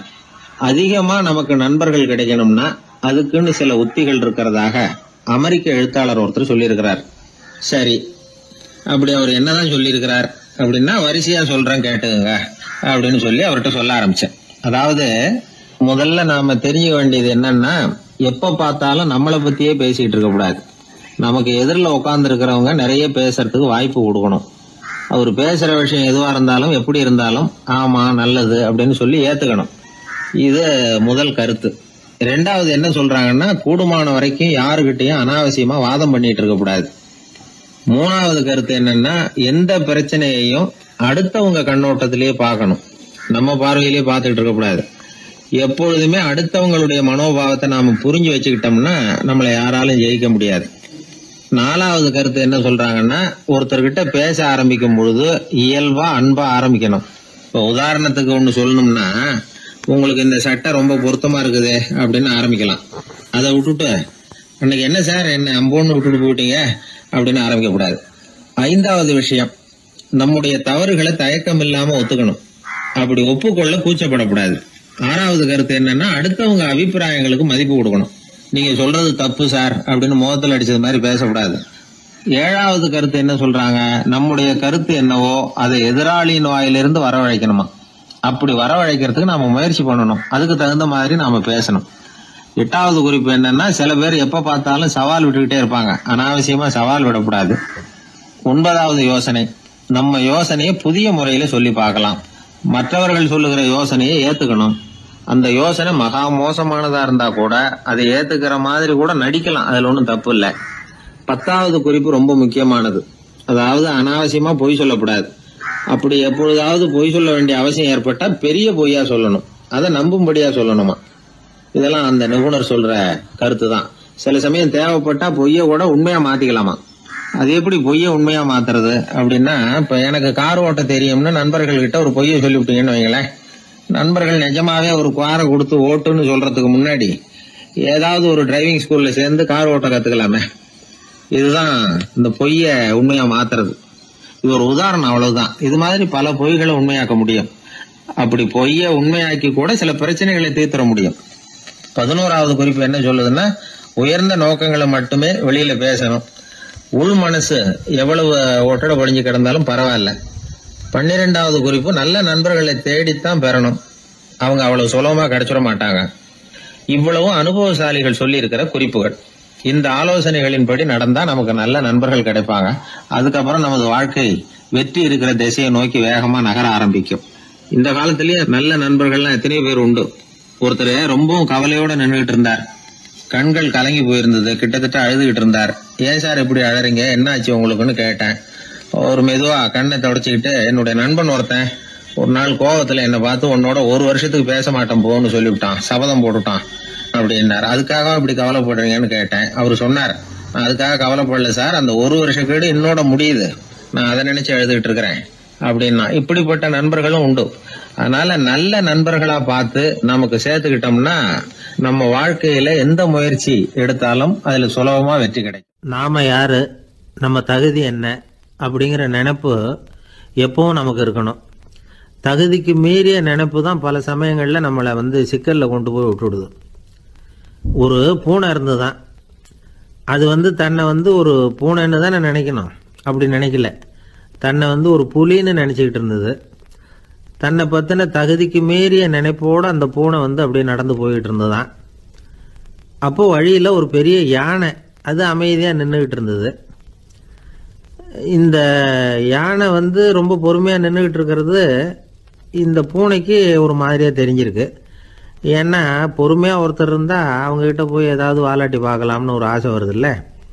அது மாதிரி பொறுமையா நின்றுகிட்டு இருக்கிறது பூனைக்கு அதுகிட்ட போய் கொஞ்சம் வாலாட்டி பார்க்கலாமே அப்படின்னு ஒரு ஆசை. உலக இயல்பு தானே அது. இந்த பூனை ரொம்ப நல்ல புள்ள மாதிரி அந்த யானை இருக்கிற பக்கமா போகுது. அந்த யானையை சுத்தி சுத்தி வருது, உத்து பார்க்குது, வாய் துருதுருக்குது, வம்பு வளர்க்க ஆரம்பிக்குது. அந்த யானைகிட்ட போய் என்ன கேட்குது தெரியுமா, எல்லாருக்கும் ஒரு பக்கம்தான் வால் இருக்கும், ஆனா உனக்கு என்ன இப்படி 2 பக்கமும் வால் இருக்கிறது மாதிரி இருக்கே அப்படிங்குது. இது வேண்டாத வேலை தானே. இருந்தாலும் அந்த யானை பொறுமையா பதில் சொல்லுது, அப்படி இல்லை, பின்னாடி இருக்கிறது தான் வால், முன்னாடி இருக்கிறது தும்பிக்கை அப்படிங்குது. அதோட விட்டுற வேண்டியது தானே, விடலை இந்த பூனை. அது சரி, தும்பிக்கை ஏன் அப்படி உருண்டையா பெரிய தூணு மாதிரி இருக்குது, அது என்னத்துக்கு அப்படிங்குது. இதுக்கும் அந்த யானை பொறுமையா பதில் சொல்லுது, ஓ அதை கேட்குறியா, ஊற்றில் தண்ணி இருக்கும்ல, அதை உறிஞ்சி குடிக்கிறதுக்காக அப்படி இருக்குது அது அப்படின்னுது. சரி, எல்லாருக்கும் பல்லு வாய்க்குள்ளே தானே இருக்கும், உனக்கு என்ன வெளியிலே இருக்கு, அதுவும் இல்லாமல் இவ்வளவு பெருசா இவ்வளவு நீளமா இருக்கு அப்படின்னு கேட்குது பூனை. இவ்வளவு கேள்விக்கும் பொறுமையா பதில் சொல்லிக்கிட்டே வருது அந்த யானை. பல்லு ஏன் வெளியில நீட்டிட்டு இருக்குன்னு கேட்குதுல்ல, அதுக்கு அது என்ன பதில் சொல்லுதுன்னா, அதுவா ஒரு புலி என்கிட்ட வாலாட்டுதுன்னு வச்சுக்கா, அந்த சமயத்தில் அதை தாக்குறதுக்காக இது இப்படி இருக்குது அப்படின்னு சொல்லிச்சான். இதை கேட்டதும் பூனை உழுந்து உழுந்து சிரிக்க ஆரம்பிச்சுட்டு தான் அலட்சியமா. ஏன் சிரிக்கிறேன்னு கேட்டிருக்கு. என்னமோ பாயறது மாதிரி பேசுறிய, மலை எங்கேயாவது பாயறது உண்டா, நீ கருப்பா பெருசா இருக்கிற மலை மாதிரி இருக்கிற, உன்னால எப்படி பாய முடியும், அது முடியாத காரியம் அப்படின்னு சொல்லிவிட்டு மறுபடியும் சிரிக்குது அந்த பூனை. என் உடம்ப பார்த்துட்டு தானே மலைன்னு சொல்ற, நான் பாய வேண்டிய அவசியம் இல்லை, என்னுடைய எதிரியை பாய வச்சிருவேன் அப்படின்ட்டு. எப்படி பாய வைப்பேன்னு கேட்டுதான் பூனை. இந்த உன்னை பாய வைக்கிறேன் பார் அப்படின்னு சொல்லி அந்த பூனையை அப்படியே தும்பிக்கையால லேசா தூக்கி வேகமா விட்டெறிஞ்சுதான். எங்கேயோ போய் தூரத்தில் பொத்துன்னு விழுந்தது அந்த பூனை. அப்பாடான்னு இடுப்பை பிடிச்சிக்கிட்டே எழுந்திரிச்சு நின்று பார்க்குது. தூரத்தில் அந்த யானை இன்னமும் பொறுமையா ஆனா கம்பீரமா நின்றுகிட்டு இருக்குது. இப்போதான் அந்த பூனைக்கு ஞானோதயம் பிறகுதான். யானை பாய வேண்டிய அவசியம் இல்லை, அதுக்கு நீளமா தும்பிக்கை இருக்குது அப்படிங்கிறத அது புரிஞ்சுக்கிட்டு தான். வலியாரிடம் வாயாடக்கூடாது அப்படிங்கிற பாடத்தை இந்த பூனை கற்றுக்கிட்டது. இந்த காட்சி பாவேந்தர் பாரதிதாசன் கைவண்ணத்தில் ஒரு கவிதையா உருவெடுத்து வருது. பாவேந்தர் எழுதின கவிதை என்ன தெரியுமா, 2 பக்கமும் வாலா என்றது பூனை, எதிரிலே தும்பிக்கை என்றது யானை, உருண்ட துதிக்க ஏனோ என்றது பூனை, ஊற்று நீரை உறிஞ்ச என்றது யானை, திரண்டு நீண்ட பல் ஏன் என்றது பூனை, சீரும் புலியை தாக்க என்றது யானை, இருண்ட மலை பாயாதென்றது பூனை, எடுத்தெறிந்தது பூனையை போய் யானை.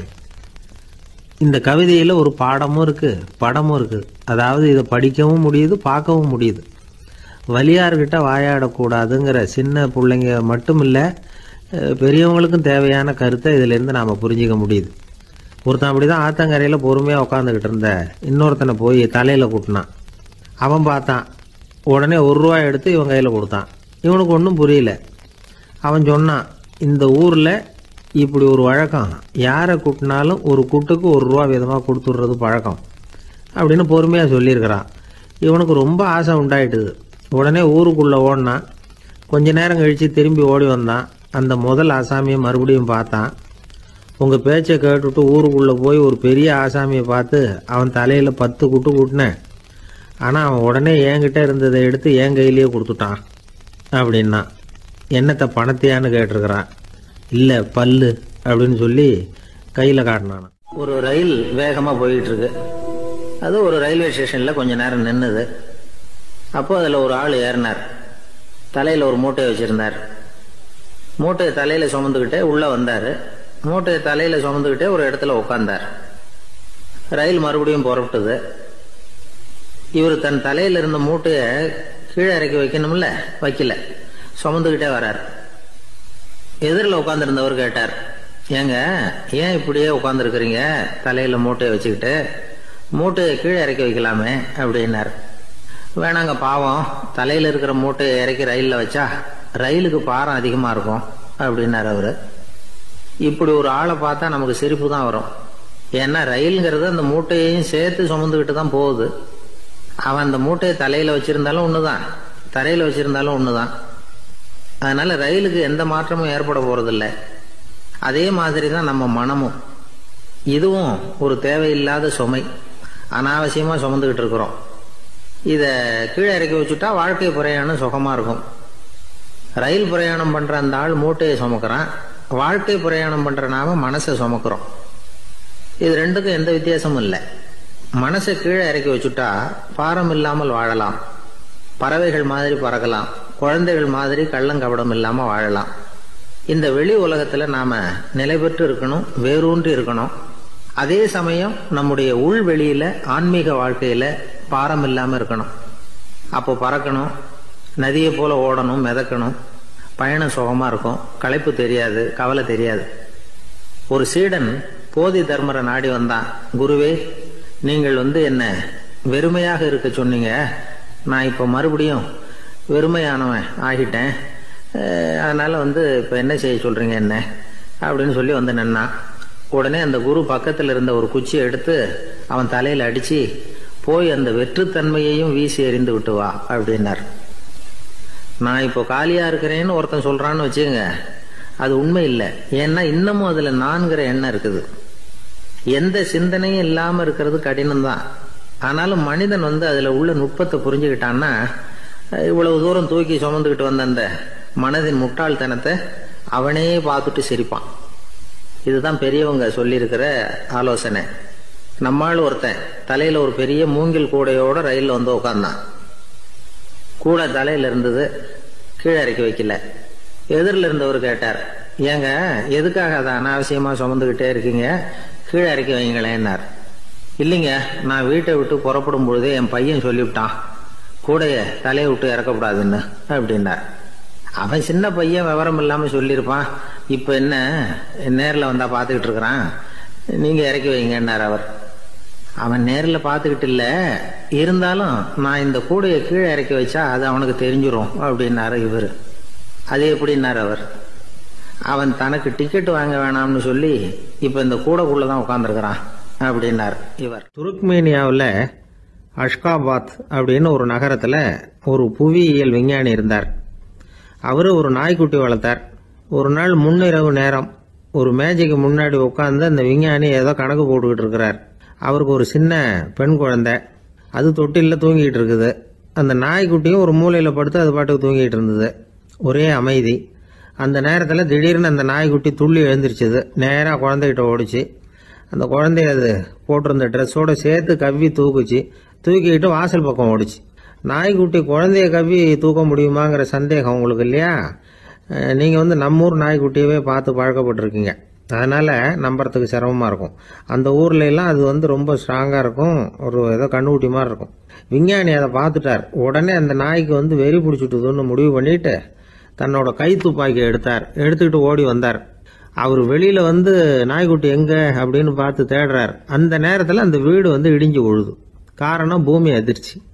இப்படி பூமி அதிர்ச்சி உண்டாக போகுதுங்கிறது அந்த நாய்க்குட்டிக்கு முன்னாடியே தெரிஞ்சு போச்சு. அதுதான் குழந்தைய தூக்கிட்டு வெளியில் ஓடி வந்திருக்குது. அது மூலமாக அந்த குடும்பத்தையே காப்பாற்றி இருக்குது அந்த நாய்க்குட்டி. இந்த சம்பவம் நடக்கிறதுக்கு 3 நாளைக்கு முன்னாடியே சில பிராணிகளுக்கு இப்படி நடக்க போகுதுங்கிறது தெரிஞ்சிருக்குதான். ஆமாம், அந்த நகரத்தில் 3 நாளைக்கு முன்னாடியே பாம்பு, பல்லி இதெல்லாம் அது தங்கியிருந்த வலையை விட்டு வெளியில் ஓடி வந்துட்டுது. அதே மாதிரி அங்கிருந்த புறாவெல்லாம் பறந்து போயிடுச்சான். இதே மாதிரி யுகோஸ்லோவியாவில் கூட ஒரு நகரம். அங்கே ஒரு நாள் ராத்திரி ஒரு மிருக காட்சி சாலையில் திடீர்னு ஒரு பெரிய கலவரம், கூச்சல், குழப்பம். அங்கே இருந்த கழுதை, புலி, யானை, பறவை எல்லாம் கண்ணாபின்னான்னு கத்த ஆரம்பிச்சுட்டுது. நேர் யானை அதுக்குன்னு போட்டிருந்த தடுப்பையே தாண்டி குதிச்சு வெளியில் வந்துட்டுதான். மறுநாள் தான் எல்லாருக்கும் விஷயம் புரிஞ்சுது. அடுத்த நாள் காலையில் அங்கே பூமி அதிர்ச்சி உண்டாயிட்டுது. இப்போ பாருங்க, அதாவது மனுஷனை போய் தீர்க்க தரிசி அது இதுன்னு சொல்லிட்டு இருக்கிறோம். இவனை விட அது பரவாயில்லைன்னு தோணுது. அதாவது மிருகங்கள் ஒன்று நடக்க போகுதுங்கிறத முன்னாடியே புரிஞ்சுக்குதே. சரி, இதெல்லாம் எப்படி அது முன்கூட்டி புரிஞ்சுக்குது? அதுதான் படைப்பு ரகசியம். அதை கண்டுபிடிக்கிறதுக்கு தான் மனுஷன் ஆராய்ச்சி பண்ணிட்டு இருக்கிறான். விஞ்ஞானிகளோட ஆராய்ச்சியெல்லாம் ஒரு பக்கம் இருக்கட்டும், வீட்டுக்குள்ளேயே சில ஆராய்ச்சி பண்ணி பாருங்களேன். இப்போ சில யோசனை சொல்லி அதை சோதனை பண்ணி பாருங்க அப்படின்னு ஒருத்தர் சொன்னாராம். அதாவது இப்போ மழை வருமா வராதா அப்படின்னு தெரிஞ்சுக்கணுமா, உடனே ஒரு பூனைக்குட்டி பின்னாடியே மெதுவாக போய் அது என்ன செய்யுதுன்னு கவனித்து பார்க்கணும். பூனைக்குட்டி தன்னோட பாதத்தினால சுகத்தில் அப்படி கீறிக்கிட்டு இருக்கும். அப்படி கீறினா கண்டிப்பாக மழை வரும். சில சமயம் பூனைக்குட்டி அப்படி மல்லாந்து படுத்துக்கிட்டு பாதத்தை உயர தூக்கும். அப்படியும் புரளும். இப்படி செஞ்சதுன்னா அன்னைக்கும் மழை இருக்காது. அதனால முன்னாடி இருந்தது மழை வர்றதுக்கு அறிகுறி, இது மழை இல்லைங்கிறதுக்கு அறிகுறி. பறவைகள், பிராணிகள் இதுகளோட நடவடிக்கைகளை பார்த்துட்டு அதையெல்லாம் அடிப்படையாக வச்சு தான் காலநிலையை கண்டுபிடிக்கிற கருவிகளை கண்டுபிடிச்சிருக்கிறாங்க. வாத்து இருக்குல்ல, சில சமயம் தன்னோட அழகை தன்னோட இறகுகளில் அப்படியே புதைச்சிக்கும். அப்படி செஞ்சால் குளிர்காலம் வரப்போகுதுன்னு அர்த்தம். பருவநிலை குளிராக மாறப்போகுதுங்கிறதுக்கு இதுதான் அறிகுறி. சிட்டுக்குருவி இருக்குதுல்ல, அதெல்லாம் புழுதியில் உழுந்து புரளும். சிறகுகளை படபடன்னு அடிச்சுக்கும். அப்படி செஞ்சால் மழை வரப்போகுதுன்னு அர்த்தம். ஒன்று மட்டும் நாம் நல்லா தெரிஞ்சுக்கணும். இயற்கையின் சீற்றம்னு சொல்கிறோம் இல்லையா, இயற்கை ஏன் நம்ம மேலே கோவப்படுது?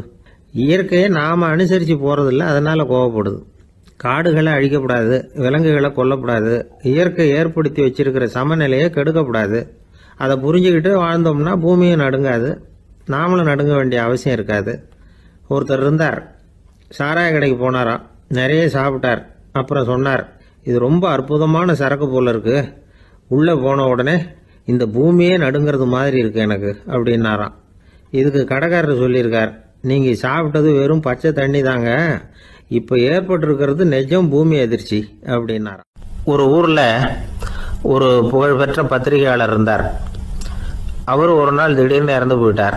அதுக்கப்புறம் நேராக சொர்க்கத்துக்கு போனார். சொர்க்கத்தின் வாசலில் நின்றுகிட்டு இருந்த ஒருத்தர் அவரை தடுத்தார். இதை பாரு, ஏற்கனவே இங்கே 12 பத்திரிகையாளர்கள் இருக்கிறாங்க, அவங்களுக்கே இங்கே வேலை இல்லை. அதுக்கு என்ன காரணம்னா, சொர்க்கத்தில் திடுக்கிடும் செய்திகள்லாம் ஒன்றும் கிடையாது. அப்படி என்ன இருக்க போகுது? இங்கே எல்லாம் அது ஒழுங்காக நடந்துகிட்டு இருக்கோம். எல்லாம் ஒழுங்காக நடந்தால் பத்திரிகைகளுக்கு சுவாரஸ்யமான கொலை, கொள்ளை, தீ வைப்பு இது மாதிரி எதுவும் இங்கே இல்லை. ஏற்கனவே இங்கே இருக்கிறவங்க எல்லாரும் மரத்தடியில் உட்காந்துக்கிட்டு தியானம் பண்ணிகிட்டு இருக்கிறாங்க. அந்த ஒரே செய்தி தான் தினமும் இங்கே வந்துக்கிட்டு இருக்குது. அதை படிக்கிறதுக்கே இங்கே ஆள் கிடையாது. அதனால் நான் என்ன சொல்கிறேன்னா, நீ பேசாமல் நரகத்துக்கே போயிடு. அங்கே எவ்வளவோ நிகழ்ச்சிகள் நடந்துக்கிட்டு இருக்கு. அங்கே தான் அதிகமான பத்திரிகையாளர்கள் தேவைப்படுறாங்க. அங்கே உனக்கு நிறைய வேலை இருக்கும். அதை செய்கிறதில்ல நீயும் மகிழ்ச்சியாக இருக்கலாம் அப்படின்னு சொன்னாராம். அங்கே அந்த சொர்க்கத்தின் வாசலில் நின்றுக்கிட்டு இருந்தவர். இந்த பத்திரிகையாளர் அங்கேயே நின்று கொஞ்சம் யோசனை பண்ணார். இவருக்கு சொர்க்கத்திலே இருக்கணும்னு தான் ஆசை. அதனால் மெதுவாக அவர்கிட்ட பேசினாராம். ஐயா, என்னை ஒரு 24 மணி நேரம் இங்கே உள்ளே இருக்கிறதுக்கு அனுமதி கொடுங்க. இங்கே இருக்கிற பல பத்திரிகையாளர்களை எனக்கு தெரியும். அவங்களில் சில பேரை சமாதானப்படுத்தி மெதுவாக பேசி நரகத்துக்கு அனுப்பி வச்சுட்றேன். நான் இங்கே இருந்துக்கிறேன். உங்கள் கணக்குப்படி 12 பேருக்கு மேலே இங்கே தாண்டாது, அப்படி பார்த்துக்கிறேன் அப்படின்னாராம். அவரும் யோசனை பண்ணி பார்த்துட்டு, சரி அப்படியே உனக்கு அனுமதி கொடுக்குறேன், ஆனால் ஒரு விஷயம், 24 மணி நேரம் தான் அனுமதி, அதுக்குள்ளே எல்லாம் நடக்கணும் அப்படின்ட்டுருக்கார். சரின்னு சொல்லிவிட்டு இந்த பத்திரிகையாளர் உள்ளே போனார். யோசனை பண்ணார், திட்டம் போட்டு ஒரு பொருளையை கிளப்பி விட்டார். சக பத்திரிகையாளர்கள் எல்லாம் கூப்பிட்டு சொன்னாராம், இந்த பாருங்க, நரகத்தில் ஒரு பெரிய தினசரி பேப்பரை கொண்டுகிட்டு வர்றதுக்காக திட்டம் போட்டுக்கிட்டு இருக்காங்க. அதுக்கு பல அதிகாரிகள் தேவைப்படுறாங்க, நிறைய சம்பளம் கிடைக்கும். யார் யாரெல்லாம் நரகத்துக்கு போக ஆசைப்படுறாங்களோ அவங்கெல்லாம் போகலாம் அப்படின்னு ஒரு பொருளையை கிளப்பி விட்டார். 24 மணி நேரம் கழித்து வாசல் பக்கம் போனார். அங்கே இருந்தவர்கிட்ட எத்தனை பேர் வெளியேறினாங்கன்னு விசாரிச்சாராம். அப்போ அவர் இவரை, நீ வெளியே போகக்கூடாது, முதல்ல உள்ளதான் இருக்கணும் அப்படின்னு தடுத்தாராம். அப்புறம் சொன்னாராம், நீ சொன்ன செய்தியை கேட்டதும் இங்கிருந்த எல்லா பத்திரிகையாளர்களுமே நரகத்துக்கு போயிட்டாங்கப்பா, உள்ளே யாருமே இல்லை, அதனால நீ உள்ளே இருக்கலாம் அப்படின்னாராம். இதை கேட்டதும் இந்த பத்திரிகையாளரே குழம்பி போயிட்டார். ஒருவேளை உண்மையிலேயே நரகத்தில் புதுசாக பத்திரிகை ஏதாவது ஆரம்பிக்க போகிறாங்களோ அப்படின்னு அவரே நினைக்க ஆரம்பிச்சிட்டாராம்.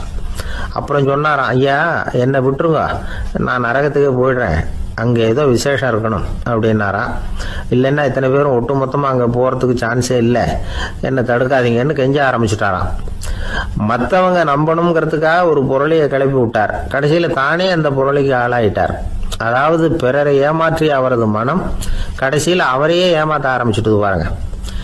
நீங்கள் இப்படி அடுத்தவங்களை ஏமாத்துறதுக்கு உங்கள் மனசை பழக்கப்படுத்துறீங்க, ஆனால் கடைசியில் அதனால் நீங்களே ஏமாற்றப்படுகிறீர்கள் அப்படிங்கிறது பெரியவர்களுடைய புத்திமதி. அதனால் உங்கள் மனசுக்கிட்ட ரொம்ப எச்சரிக்கையாக இருங்கோ அப்படிங்கிறாங்க. நம்ம ஆளுங்க அங்கே போய் என்ன சொல்லுவாங்கன்னா, இந்த பாரு அங்கே போகாத இங்கே போகாதன்னு பயமுறுத்துறது உண்டு. சில பேர் அங்கே பேய் இருக்குது, பிசாசு இருக்குது அப்படின்னு பொருளையை கிளப்பி விடுறது உண்டு. இருட்டு நேரம், காட்டு வழியாக ஒருத்தன் போய்கிட்டு இருக்கிறான். அங்கே பேய் பிசாசு நடமாட்டம் இருக்கிறதாக வதந்தி. இவன் பயந்துக்கிட்டே வேகமாக போகிறான். காடு முடிஞ்சு மெயின் ரோட்டுக்கு வந்து சேர்ந்தான். அப்பாடா, ஒரு பஸ்ஸு நின்றுக்கிட்டு இருக்கு தனியாக, இருட்டில் லேசாக தெரிஞ்சுது. ஓடி போய் ஏறி உள்ளே உட்காந்துக்கிட்டான். பயந்துக்கிட்டே போனவன் அப்புறம் தான் தெரியுது உள்ள யாருமே இல்லை, டிரைவரும் இல்லை, கண்டக்டரும் இல்லை, வேற யாரும் இல்லை. இவனுக்கு பேய் பயம் அதிகமாக போட்டுது. ஏன்னா நடு ராத்திரி, இந்த நேரம் பார்த்து அந்த பஸ்ஸு தானே நகர ஆரம்பிச்சுதான். இவனுக்கு இன்னும் பயம் அதிகமாக போட்டுது. ஏன்னா டிரைவர் சீட்டு காலியாக இருக்கு, பஸ்ஸு நகருது. இவன் உடம்பு பூரா நடுங்க ஆரம்பிச்சுட்டுது. வீல்னு கத்தலாமான்னு பார்த்தான். அந்த நேரம் பார்த்து அவன் தோளில் ஒரு கை விழுந்துதான். திடுக்கிட்டு திரும்பி பார்த்துருக்கிறான். அங்கே டிரைவர் நிற்கிறார். அவர் சொன்னாராம், ஏன்பா ஏற்கனவே பஸ்ஸு பிரேக் டவுன், நாங்கள்லாம் பின்னாடி இறங்கி நின்று தள்ளிட்டு இருக்கிறோம், நீ மட்டும் ஜாலியாக ஏறி உக்காந்துக்கிட்டியா, இறங்கி வந்து தள்ளப்பா அப்படின்னாராம். ஒரு அம்மா, அவங்களுக்கு 35 வயசு இருக்கும். குடும்பத்தில் எந்த கஷ்டமும் இல்லை. இருந்தாலும் காரணம் இல்லாமல் பிள்ளைங்க பேரில் கோவப்படுறது, எரிஞ்சு விடுறது அவங்க வழக்கம். பிள்ளைங்க அழும், உடனே அவங்க மனசும் சங்கடப்படும். இன்னொரு அம்மா, நல்ல வேலையில் இருக்கிறவங்க, வாரத்துக்கு ஒரு தடவையாவது தலைவலி வந்துடும். இவங்களுக்கெல்லாம் உடம்புல எந்த கோளாறும் இல்லை, மனசு மட்டும் சரியாக இருக்காது. தூக்க மாத்திரை கையில் வச்சுருப்பாங்க. 30-35 வயசுடைய பெண்களுக்கு சர்வசாதாரணமாக காணப்படுகிற மனக்கோளாறு இது. இதுக்கு பேர் மனவாட்டம், டிப்ரெஷன், மனமடிவு அப்படின்னு சொல்லலாம். இந்த நோய்க்கு அறிகுறி என்ன தெரியுமா? மனசில் வருத்தமான உணர்வு இருக்கும், அடிக்கடி அழலாம் போல தோணும். முன்னால எல்லாம் எந்தெந்த செயலில் ஆர்வம் இருந்ததோ அதெல்லாம் குறைஞ்சிரும், அல்லது சுத்தமாகவே ஆர்வம் இல்லாமல் போயிடும். சில பெண்கள் இளம் வயசில் பக்கத்தில் இருக்கிறவங்க கிட்ட கலகலப்பாக பேசுவாங்க, வீட்டை அலங்கரிக்கிறதுல ஆர்வம் இருக்கும். இப்போ அதில் எல்லாம் ஆர்வம் இல்லாமல் போயிடும். எந்த வேலை செஞ்சாலும் சீக்கிரம் களைப்பு அடைஞ்சுடுறது மாதிரி ஆகிடும். நமக்கு யாருமே உதவியாக இல்லை, நம்ம எல்லாரும் கை விட்டுட்டாங்க போல இருக்குதே அப்படிங்கிற உணர்வுலாம் உண்டாகும். தன்னைத்தானே குறை சொல்லிக்குவாங்க, நாம் தப்பு பண்ணிவிட்டோம் போல இருக்குதே அப்படின்னு தோணும். குற்றம் பண்ணிட்டதா நினச்சி கஷ்டப்படுவாங்க. பசி இருக்காது, தூக்கத்தில் தொந்தரவு இருக்கும். அடிக்கடி செத்து போடலாங்கிற உணர்வு வரும், தற்கொலை பண்ணிக்கலாங்கிற எண்ணம் உண்டாகும். சில பேர் தற்கொலை முயற்சியில் கூட ஈடுபடுவாங்க. சில பேருக்கு பலவிதமான உடல் வலிகள் இருக்கும், பலவீனம் இருக்கும், சீக்கிரமாக களைப்படைஞ்சு போடுவாங்க. இதெல்லாம் மனவாட்ட நோய்க்கான தன்மைகள்.